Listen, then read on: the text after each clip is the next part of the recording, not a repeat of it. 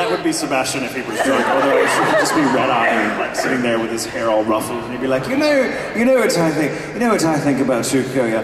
I think you need to be a demon. You would make an excellent demon.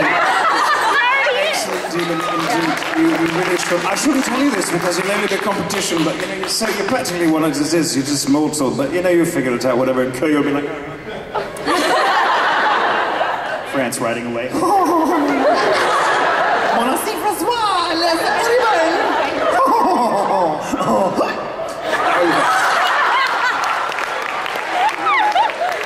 Yes, my lord. There you go. That was just for you.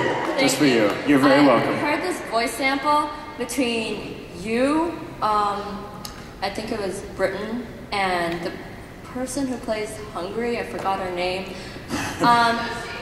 Yeah. Lucy Christian. Yeah. I heard a voice sample, and it was kind of like a marriage counseling thing between you and Britain, and I wanted to see if that was actually legit or not. Was it? Probably. I was probably drinking gin that day, so... That's...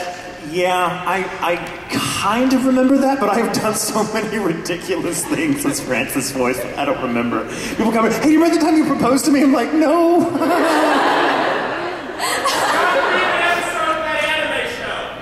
What? It was Terry. It was the Scott Freeman episode of that. That's right. Oh my God. See, thank God for you people who remember everything. I've slept since then, and I'm like, oh, I don't know. What's my name? What have I been in? I'm just gonna start printing up my Wikipedia page and be like, yes, apparently I am married to Brina Palencia. I don't know when that happened. It was a really drunk weekend in Vegas.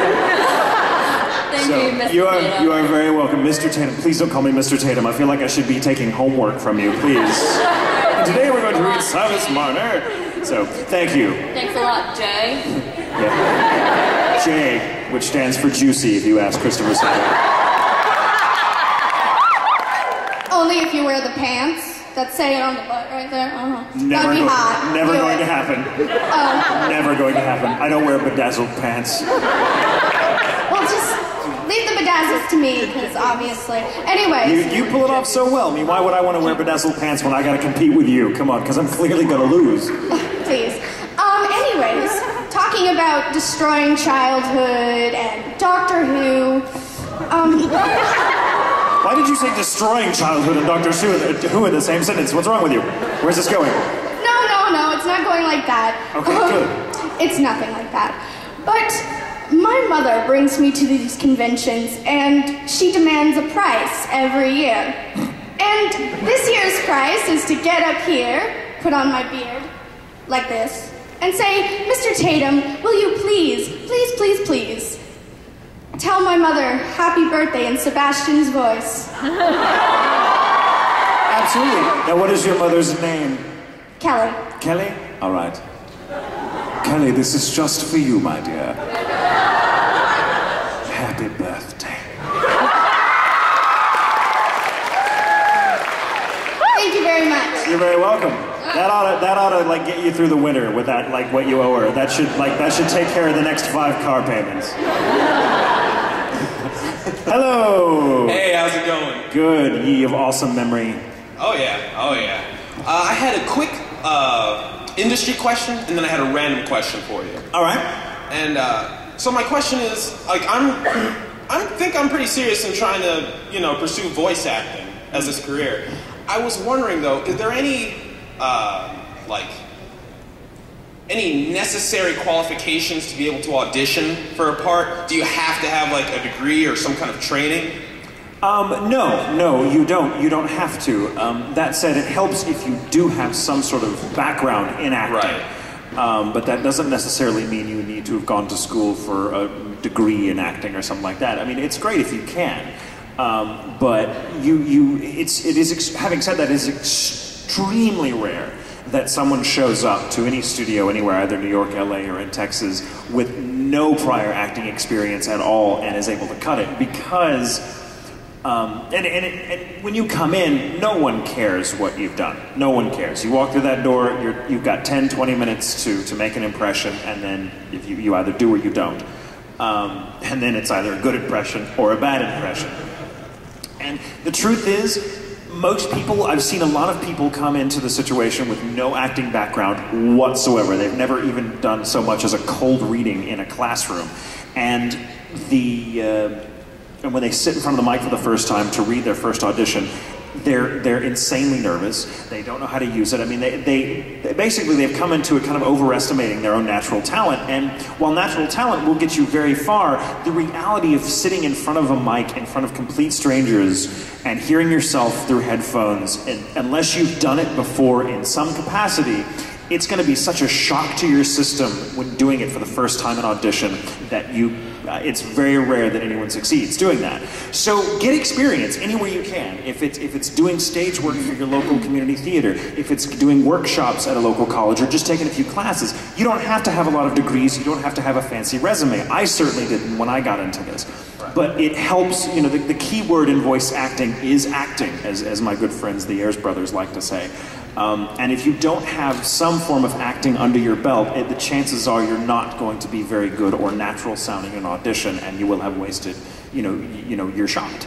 So it's good to come as prepared as possible. And so yes, do everything you can to get acting experience before you get into voice acting, is my advice. Oh no, I do take acting classes. Excellent. It's just great because now I can focus my major on my backup.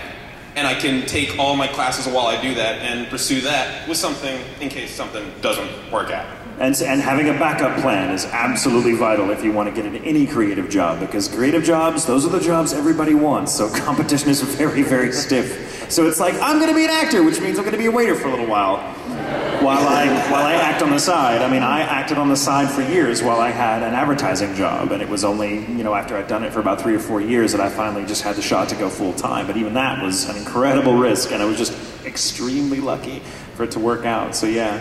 Good. It sounds like you've got a good head on your shoulders and that you're going about it the right way. So the short answer to your question is no, you don't need a degree. No one cares. No one cares. Like, what school did you? Oh, you went to Yale. Excellent. No one cares. No one cares. For what it's worth, and I don't say this because I think it's a cool thing, but I never finished college. I never finished college. I would love to go back someday because I like the atmosphere. I just didn't know what I wanted to do with my life, so I didn't go to college. And then I just sort of fell into one job after another, and then sort of accidentally, as I've said before, got tricked into this industry. And I've loved it ever since, though I do have a lot of acting background. I never studied it. I don't have any sort of degree. Wow. So, yeah, I know, right? I probably should get one. Yeah. And for my random question, because I'm religious That Anime Show listener, so That's awesome. I know you and Sari love them. I couldn't think of a great one, so I'll go with the mediocre one. What is your favorite, if you could get cast as a role in one of your favorite love-to-hate movies, who would it be and why? Wow, one of my favorite love-to-hate movies. That's hard. I don't watch a lot of movies anymore, to be honest with you. I mean, I watch some, but I love-to-hate movies. Okay.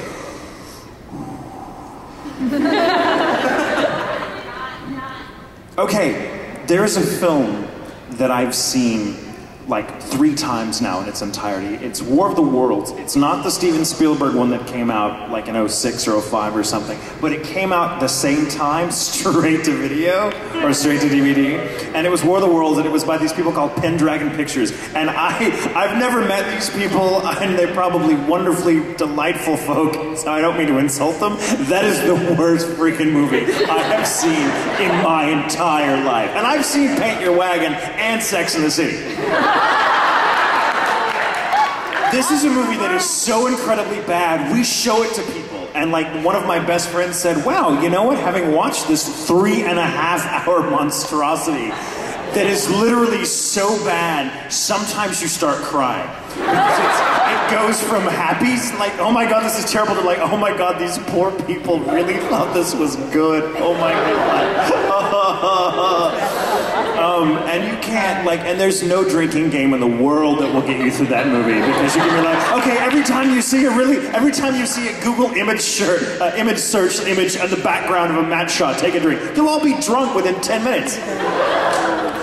It's terrible, but as a friend of mine said, he's like, wow, you know what?